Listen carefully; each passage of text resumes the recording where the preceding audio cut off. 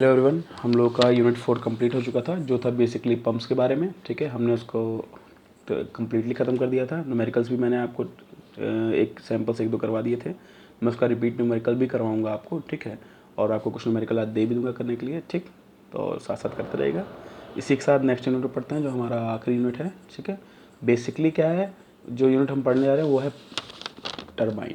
ठीक है, unit 5 is your turbine. ठीक, अब देखिए, टरबाइन से पहले चीज़ जान लेते हैं कि हम जो पंप और टरबाइन को पढ़ रहे हैं, बेसिकली एक टाइप ऑफ मशीन्स हैं जिन्हें कहते हैं रोटोडायनेमिक मशीन। रोटोडायनेमिक्स क्यों कहते हैं?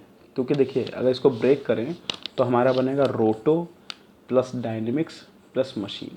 ठीक, रोटो का मतलब हुआ रोटेशन, ठीक है, यानी रोटेशन के द्वारा आपका कोई भी वर्क डन किया जाएगा। डायनेमिक्स का मतलब हुआ मूवमेंट, ठीक है, और मशीन का मतलब हुआ उपकरण। इन दोनों की सहायता से जो उपकरण तैयार हुआ वो मशीन्स, ठीक। इसीलिए इसे कहा जाता है रोटोडायनेमिक मशीन्स। यानी रोटोडायनेमिक मशीन क्या है? ऐसी मशीन जिनमें fluid flows freely through an impeller और रोटेटर, ठीक है। यानी इस तरह की मशीन्स होती हैं जिनके अंदर क्या होता है, इम्पेलर या रोटेटिंग एलिमेंट लगा होता है, उसी से होकर फ्लूइड आपका आगे बढ़ता रहता है। ठीक, ये तो हो गया रोटोडायनेमिक मशीन। अब आते हैं कितने टाइप की होती हैं, तो बेसिकली दो टाइप की होती हैं। एक होता है पंप, एक होता है टरबाइन। हम पंप पढ़ चुके हैं और टरबाइन पढ़ने वाले हैं यूनिट 5 में, ठीक है। तो देखिए, पंप का काम क्या होता है? मैकेनिकल एनर्जी को हाइड्रोलिक एनर्जी में कन्वर्ट करना, ठीक है। हमने पढ़ा था कि पंप क्या करता था कि जो रोटेटर लगा हुआ है शाफ्ट, उसके रोटेशन के कारण क्या होगा, एनर्जी जो बनेगी उसको हाइड्रोलिक एनर्जी में कन्वर्ट कर देगा। और हाइड्रोलिक एनर्जी के बेसिकली तो कौन से कंपोनेंट थे? एक था काइनेटिक एनर्जी, एक था प्रेशर एनर्जी। यानी प्रेशर को बढ़ाता था जिस कारण से फ्लो आपका आगे बढ़ जाता था, और डिलीवरी पाइप की सहायता से जहाँ पानी पहुँचाना है पहुँचा देते थे, ठीक है। तो ये हो गया आपका रोटोडायनेमिक मशीन का फर्स्ट पार्ट। सेकेंड पार्ट आता है आपका टरबाइन, ठीक है। अब टरबाइन में क्या है कि जो मैकेनिकल एनर्जी को कन्वर्ट करके हाइड्रोलिक एनर्जी में डाला गया है, ठीक है, तो उस हाइड्रोलिक एनर्जी का कैसे यूज़ किया जाए। तो टरबाइन क्या करता है, उसी हाइड्रोलिक एनर्जी को जो पानी आपका बढ़ा होता है, ठीक है, उसको कन्वर्ट कर देता है वो किस में, मैकेनिकल एनर्जी में वापस, ठीक। अब मैकेनिकल एनर्जी में कन्वर्ट कर देता है, ठीक है।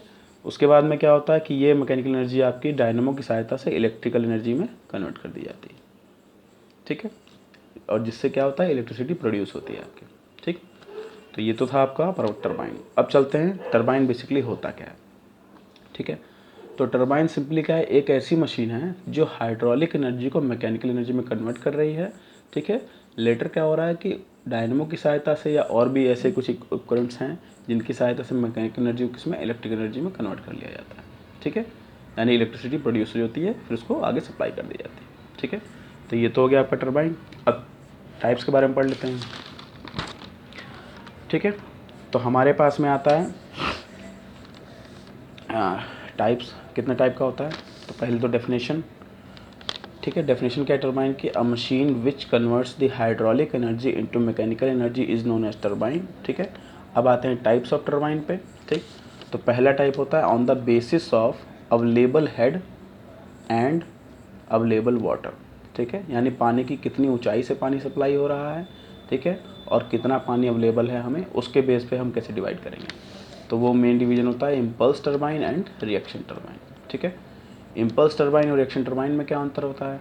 इम्पल्स टरबाइन में क्या होता है कि हाई हेड होगा और स्मॉल डिस्चार्ज होगा। यानी कहीं पे पानी का लेवल बहुत ज़्यादा है लेकिन आपको कम डिस्चार्ज चाहिए या कम डिस्चार्ज मिल रहा है, तो वहाँ पर जो टरबाइन यूज़ होगी वो होगी आपकी इम्पल्स टरबाइन, ठीक।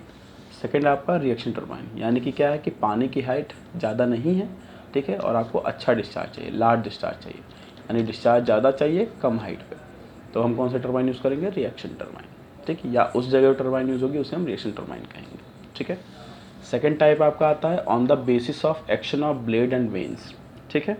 यानी जो आपके पास ब्लेड लगे थे रोटेटर पे या वेन्स लगे थे, उनके इस आधार पे कैसे डिवाइड करेंगे। तो कई बार क्या होता है, ब्लेड्स ऊपर की तरफ लगते हैं, कई बार ब्लेड्स अंदर की तरफ लगते हैं, डिपेंड करता है यूज़ के हिसाब से, ठीक है। तो उनके जो आपका यूज़र्स के हिसाब से डिवीजन हो रहा है ब्लेड्स के आधार पे, उस पर भी आपके दो आते हैं, इम्पल्स और रिएक्शन। इम्पल्स में जो हम पढ़ते हैं वो होता है पेल्टन टरबाइन, ठीक है। रिएक्शन में हमारे पास दो टाइप की आती है, फ्रांसिस और कैप्लन। आपने लैब में देखे होंगे फ्रांसिस और कैप्लन के बारे में, ठीक है, क्लियर। अब देखिए नेक्स्ट हमारे पास आता है फ्लो के आधार पर, ठीक है। तो अगर हम बात करेंगे टेंजेंशियल फ्लो के आधार पर, तो अगेन हमारे पास होता है पेल्टन टरबाइन, क्योंकि इसमें क्या होता है, वाटर टेंजेंशियली स्ट्राइक करता है कुछ इस तरीके से कि आपकी ब्लेड है, ठीक है, तो टेंजेंशियली स्ट्राइक करेगा तो आपका कौन सा टरबाइन होगी, पेल्टन टरबाइन, ठीक। और अगर आपका एक्सियली स्ट्राइक कर रहा है, यानी एक्सियल आपका क्या हो रहा है, स्ट्राइक हो रहा है वाटर का, तो उस दौरान जो टरबाइन यूज़ होगी उसे कहेंगे कैपलन टरबाइन, ठीक है। तो ये तो था आपका टाइप्स का डिवीजन, ठीक है, कि कितने टाइप्स के आपकी टरबाइंस होती हैं, ठीक।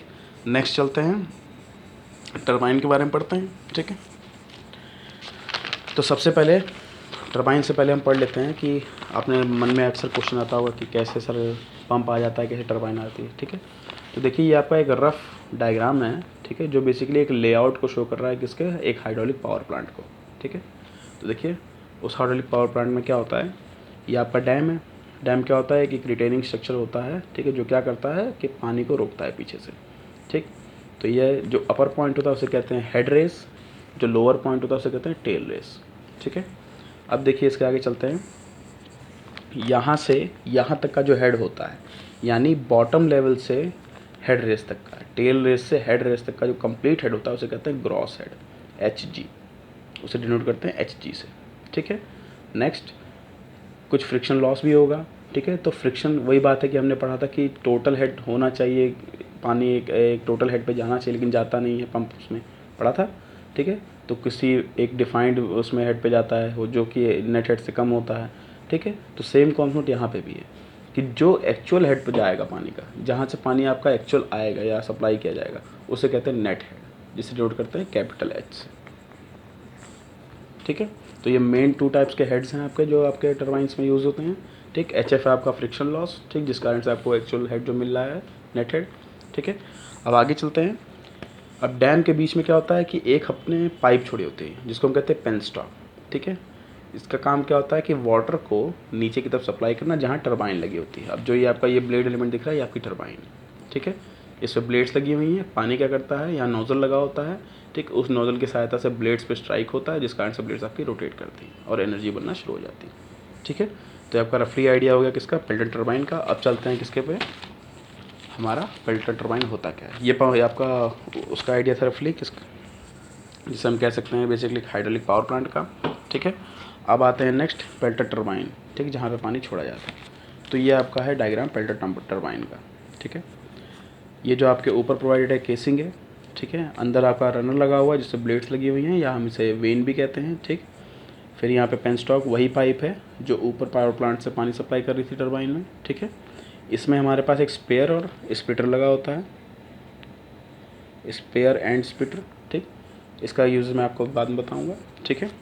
फिर यहाँ पे एक हमें ब्रेक नोज़ल देना होता है, ठीक है। यह हो गया आपके कंप्लीट डायग्राम का कंपोनेंट्स, ठीक। अब चलते हैं कि बारी बारी हमारी ये चीज़ होती क्या है, ठीक है। तो सबसे पहले इसका प्रिंसिपल क्या कहता है, the kinetic energy coming from flow through penstock will hit the runner and will tends to motion in the runner, ठीक है। यानी कि क्या होगा कि यहाँ से जो पानी आ रहा है उसके पानी से यहाँ पे ब्लेड पे स्ट्राइक होगा, जिसके कारण से ये एंटी क्लॉकवाइज रोटेट करना शुरू कर देगा, ठीक है। और रोटेशन के कारण क्या होगा, अंदर एनर्जी बनना चालू हो जाएगी, ठीक है। तो ये था इसका वर्किंग प्रिंसिपल। अब आते हैं इसके कंस्ट्रक्शन पे कि क्या क्या एलिमेंट होते हैं। तो पहला एलिमेंट है आपके पास स्पेयर एंड स्प्लिटर, ठीक।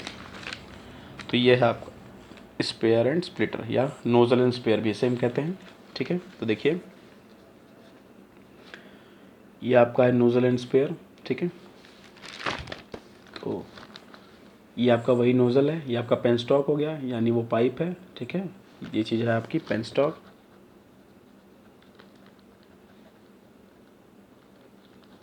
ठीक है। ये आपका पेनस्टॉक है, अंदर स्पेयर लगा हुआ है, ठीक है। और ये आपका जेट ऑफ वाटर, यानी जो पानी की धार बन रही है तेज़ी से, ठीक है, जो नोज़ल से आपके आगे जाए। नोज़ल मतलब वो नुकीला सेक्शन जहाँ से आपका फ्लो आपका आगे बढ़ाया जाएगा, ठीक है। अब स्पेयर का काम क्या होता है, बेसिकली एक वॉल्व की तरह काम करता है जहाँ पे व्हील लगा होता है, ठीक है। अपने घरों में भी टैप बंद करते हैं तो क्या होता है, ऊपर व्हील लगा होता है ना, जिसके कारण से टैप को बंद करते हैं खोलते हैं, उसी टाइप का व्हील यहाँ लगा होता है। तो फ्लो को कंट्रोल करना है, ठीक है। मान लीजिए फ्लो को आगे बढ़ाना है, या आपको हो सकता है फ्लो को तेज़ करना है, फ्लो को कम करना है, तो आप व्हील को रोटेट करते रहिए, ठीक है। अंदर की तरफ रोटेट करेंगे तो ये आपका वॉल्व अंदर बंद कर देगा आपके नोज़ल को, ठीक है। बाहर की तरफ करेंगे तो आप नोज़ल को खोल देगा, तो फ्लो आपका कम ज़्यादा हो सकता है इससे, ठीक है। नेक्स्ट आता है रनर एंड स्प्लिटर, ठीक है। अब क्या होता है कि जो आपकी ब्लेड है, जो आपका नेक्स्ट पार्ट है रनर एंड स्प्लिटर, ये ब्लेड्स के बीच में रनर लगा होता है, ठीक है। तो जैसे ही ब्लेड घूमना चालू करती हैं, इनके फ्लो के कारण से रनर भी घूमने लग जाता है, ठीक है, जिससे शाफ्ट जुड़ा होता है और रोटेशन क्रिएट होने के कारण मैकेनिकल एनर्जी बन जाती है आपकी, ठीक है। तो ये था आपका क्या कहते हैं रनर, स्पिटर। अब स्पिटर का काम क्या होता है, ये देखिए जो आपकी ब्लेड है, ठीक है। अब इसमें टरबाइन में आपकी ब्लेड थोड़ी अलग टाइप की होती है। अब आपकी कैसे होती है देखिए, पहले ब्लेड जो हमने पढ़ी थी वो सिंपल एक सिंगल सेक्शन था, लेकिन इसमें क्या होता है कि आपकी ब्लेड अगर आप इसको देखेंगे तो ये कुछ इस टाइप की आती है,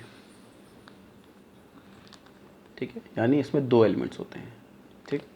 तो इन जो आपके बराबर सेक्शन में डिवाइड करता है, ये कवर होता है पूरा, तो इसको जो डिवाइड करता है इसे कहते हैं स्प्लिटर, ठीक है। यानी स्प्लिट करता है ताकि पानी जो स्ट्राइक होने के बाद में दोनों ब्लेड्स पे बराबर बराबर पहुंच सके, ठीक है। क्योंकि एक्चुअल में जो आपकी वेन्स होती हैं ब्लेड होती है टरबाइन वो इस टाइप की होती हैं, ठीक है। ठीक, तो ये हो गया आपका रनर एंड स्प्लिटर, ठीक। रनर का काम है रोटेट करना, स्प्लिटर का काम है क्या, उसको डिवाइड करना ताकि एक इक्वली डिवीजन के तहत आपका वाटर स्ट्राइक कर सके, ठीक है। नेक्स्ट केसिंग आपका आता है, अगला जो कंस्ट्रक्शन एलिमेंट है। केसिंग का काम क्या है, simply to protect machine from any accident और एनी डैमेज। यानी कोई भी डैमेज अगर मान लीजिए आपका इसमें हो सकता है कि अगर आप इसको हटा दें तो हो सकता है पानी के स्ट्राइक से इसमें कुछ प्रॉब्लम आ जाए, एटमॉस्फेरिक प्रेशर एंटर होने के कारण कुछ चेंजेस आ जाएँ, ठीक है। तो उस डैमेज को रोकना है, ठीक है, और कोई एक्सीडेंट होने के चांसेस हैं उसको रोकना है ताकि मशीन आपकी सेफ रहे, ठीक है। सेकेंड कि जब पानी यहाँ पे स्ट्राइक करता है तो क्या होता है कि बड़ी तेज़ से इसमें बूंदें उठती हैं, ठीक है। हम कह सकते हैं कि बहुत तेज़ से स्ट्राइक होने का स्प्लैश बनता है वाटर का, ठीक है। तो वो स्प्लैश बाहर ना जा सके, कोई और लॉस ना कर पाए क्योंकि प्रेशर काफ़ी तेज होगा और ह्यूज अमाउंट ऑफ वाटर होगा, ठीक। तो उसे रोकने के लिए भी केसिंग प्रोवाइड की जाती है, ठीक है। तो ये हो गया आपकी केसिंग। नेक्स्ट आपका आता है ब्रेक नोज़ल। अब ब्रेक नोज़ल का काम क्या होता है देखिए, मेन नोज़ल का जो आपका पेनस्टॉक से पानी निकाल रहा था उसका काम था रोटेट करना। अब आपने इसको बंद कर दिया वाल्व की सहायता से, जो व्हील लगी थी उस व्हील की सहायता से आपने इसको बंद कर दिया नोज़ल को, तो ये तो बंद हो गया। लेकिन आपने लॉ ऑफ इनर्शिया पढ़ा है कि अगर कोई चीज़ मूव कर रही है, ठीक है, वो तब तक मूव करेगी जब तक उस पर ब्रेक नहीं लगेगा, या कोई चीज़ तब तक खड़ी रहेगी जब तक उस पर आप प्रेशर कोई फोर्स लगाएंगे नहीं, ठीक है। तो ये था आपका लॉ ऑफ इनर्शिया, ठीक है। तो क्या है कि उसी लॉ ऑफ इनर्शिया के तहत इसमें मूवमेंट होता रहेगा कुछ ना कुछ, ठीक। तो उस मूवमेंट को रोकने के लिए हम क्या करेंगे, एक ऊपर की तरफ से नोज़ल देंगे जहाँ से एक और आपका क्या आएगा, वाटर का जेट आएगा, जो क्या करेगा इन वेन्स पे या ब्लेड्स पे एक और प्रहार करेगा, जिस कारण से क्या होगा आपकी ब्लेड्स रुक जाएंगी, ठीक है। यानी जो मोशन में इनर्शिया के कारण बना हुआ था उसे रोक देगा कम्प्लीटली, ठीक है। तो ये था आपका ब्रेक नोज़ल, ये था आपका एलिमेंट्स ऑफ टरबाइन, ठीक है। वर्किंग कैसे करता था ये भी हमने पढ़ लिया।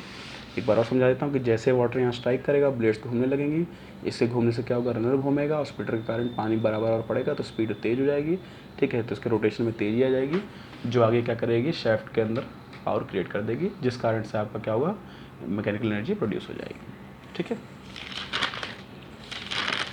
अब हमारे पास कुछ इंपॉर्टेंट